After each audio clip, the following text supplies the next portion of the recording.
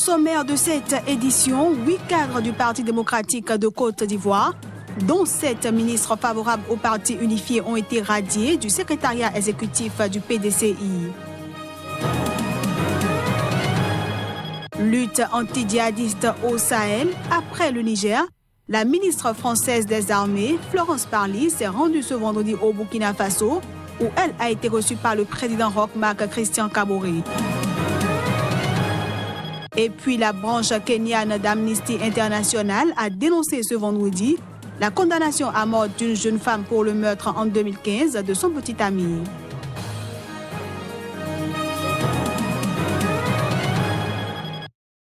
Voilà ainsi présenté l'ossature de cette édition. À toutes et à tous, bienvenue. Au moment où les assises du dialogue national tirent à leur fin, le modérateur Francisco Pascual Eyégué, Premier ministre de la Guinée équatoriale, s'est confié à la presse pour faire le point sur le niveau des travaux, les participants et les perspectives des résolutions qui seront prises. Seulement, nous avons appris que la clôture des travaux prévus pour ce samedi a été reportée au lundi 23 juillet. Il s'exprime ici au micro de Narcisse Oum, notre envoyé spécial à Malabo.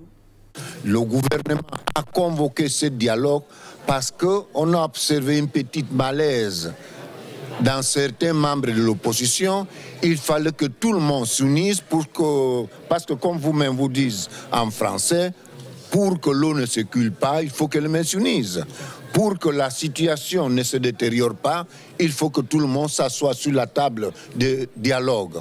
Dialoguer, c'est de connaître le point faible de l'autre, les doléances des autres et arriver à un point d'entente pour pouvoir amener à de bonnes solutions toutes ces inquiétudes-là. Je peux vous assurer que les choses avancent. Depuis lundi, que le chef de l'État il a fait l'ouverture, jusqu'aujourd'hui nous sommes au 5e jour, vous-même vous le constatez.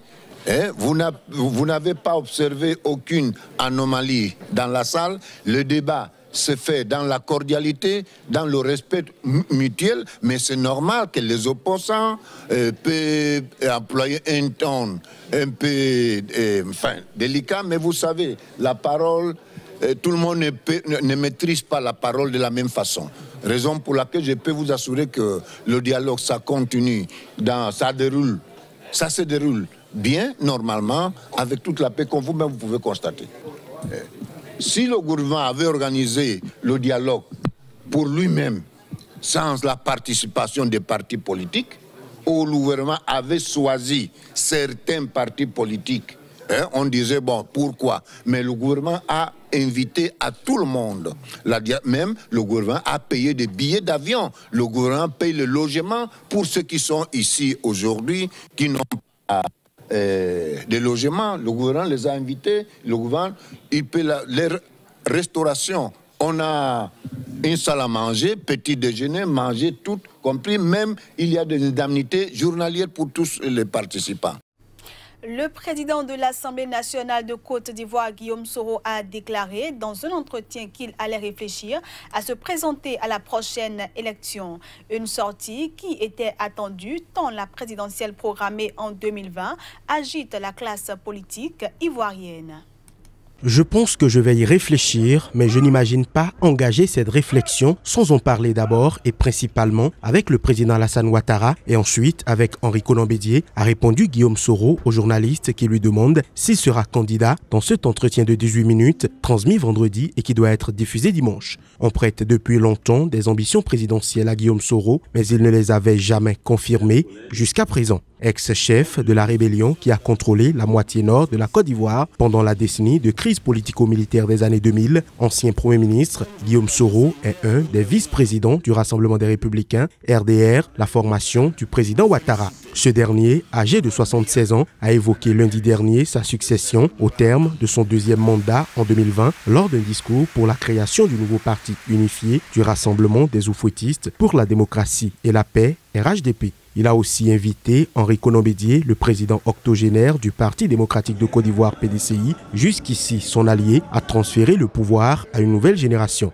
Dans l'entretien, Soro réaffirme entretenir une relation excellente avec le président Ouattara, relation qui résiste aux intempéries d'entourage, quelquefois excessifs, alors que les deux hommes sont réputés en froid. Il n'était pas présent à l'Assemblée générale constitutive du RHDP lundi, officiellement pour cause de mission au Canada. Il s'est placé en retrait de la scène politique ivoirienne depuis plusieurs mois avec l'objectif de se donner une posture de rassembleur. De manière sibylline, il s'est dit favorable au RHDP, mais sans rompre avec le PDCI. Toujours dans l'entretien, Guillaume Soro dit ne pas envisager de créer un nouveau parti pour se présenter à la présidentielle.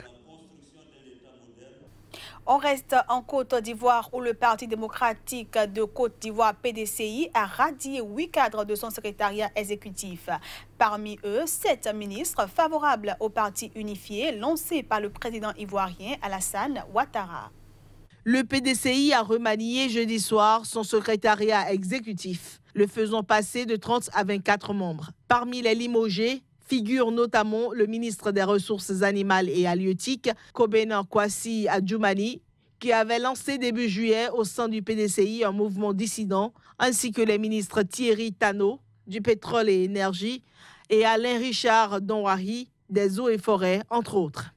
En effet, le PDCI, présidé par Henri Konan Bédié, s'était prononcé contre l'adhésion au Rassemblement des eaux-fouettistes pour la démocratie et la paix, lancé en grande pompe lundi et qui ambitionnait initialement de réunir le PDCI et le Rassemblement des Républicains, la formation du président Ouattara. Tous les ministres PDCI du nouveau gouvernement formé la semaine dernière, ainsi que des élus de ce parti, se sont déclarés favorables au parti unifié et ont assisté à son lancement.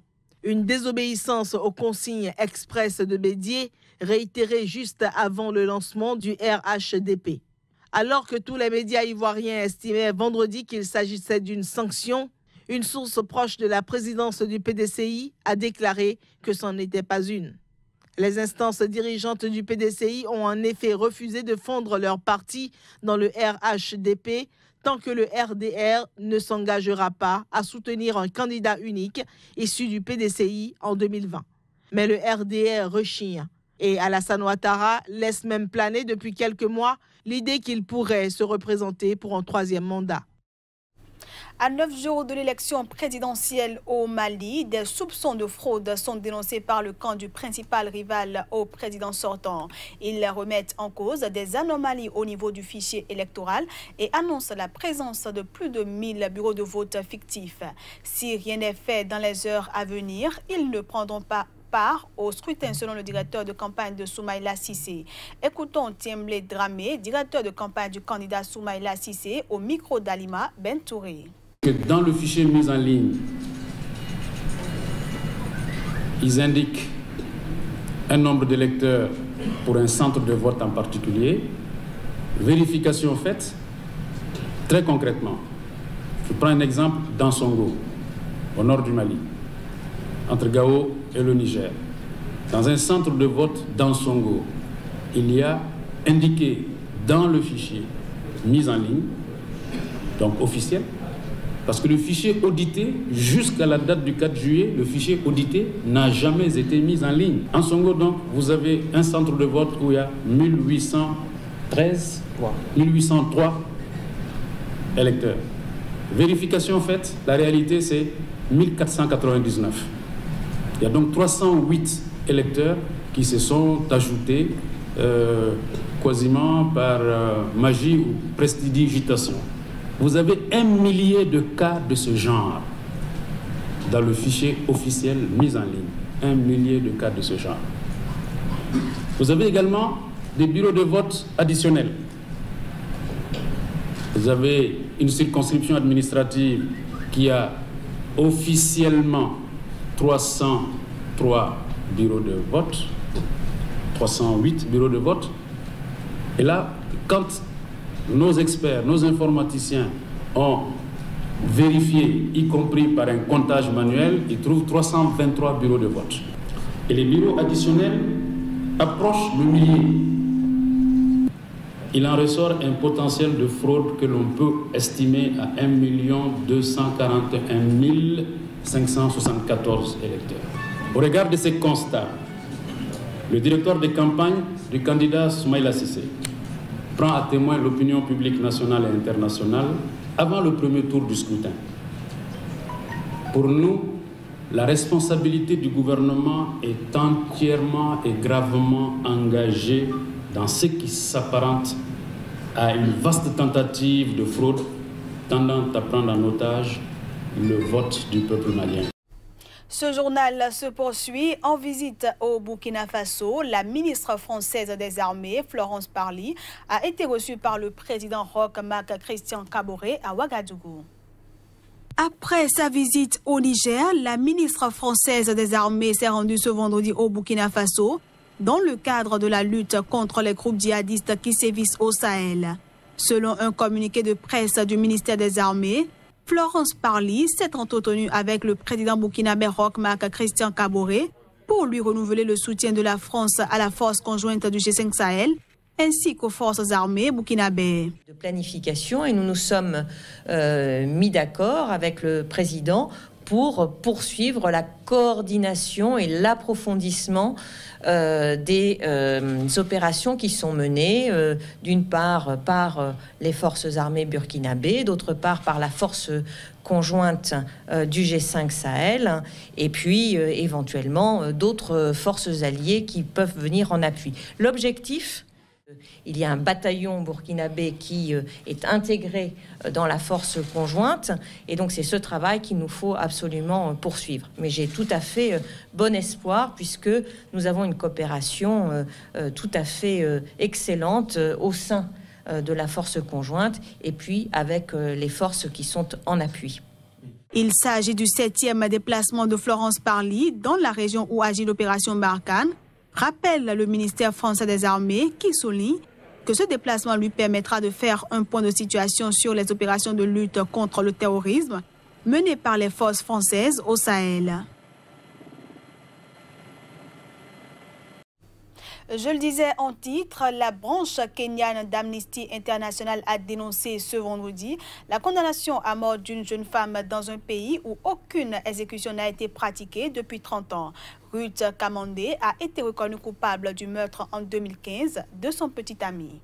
Les faits remontent en mai 2015. Ruth Kamandé, alors âgée de 21 ans, avait poignardé 25 fois son petit ami Farid Mohamed à la suite d'une dispute dans leur maison de Bouroubourou, à l'est de la capitale. Emprisonnée depuis cette date à la prison pour femmes de Longata à Nairobi, la jeune femme, aujourd'hui âgée de 24 ans, a été reconnue coupable du décès de son compagnon et s'est vue condamnée à la peine de mort ce jeudi. Lors de l'énoncé de la sentence, la juge Jessie Lecite a estimé que Ruth Kamandé, qui a été élue reine de beauté en prison, n'avait témoigné d'aucun remords au cours du procès. L'avocate de la jeune femme, qui avait demandé la clémence de la cour, en soulignant que l'accusée venait d'être reçue à l'université, a annoncé qu'elle ferait appel du jugement. Pour la branche d'Amnesty International au Kenya, cette sentence est un revirement à la pratique judiciaire au Kenya où les peines de mort sont commuées en peine de prison. L'ONG souhaite que la jeune femme bénéficie de cette commutation. La peine de mort continue d'être prononcée au Kenya, mais elle n'a pas été appliquée depuis 1987. En octobre 2016, le président Uhuru Kenyatta avait commué en prison à vie les condamnations à mort de quelques 2700 prisonniers. Voilà qui vient mettre un terme à cette édition que je vous remercie d'avoir suivi. Excellent week-end à tous en compagnie des programmes de Sika TV.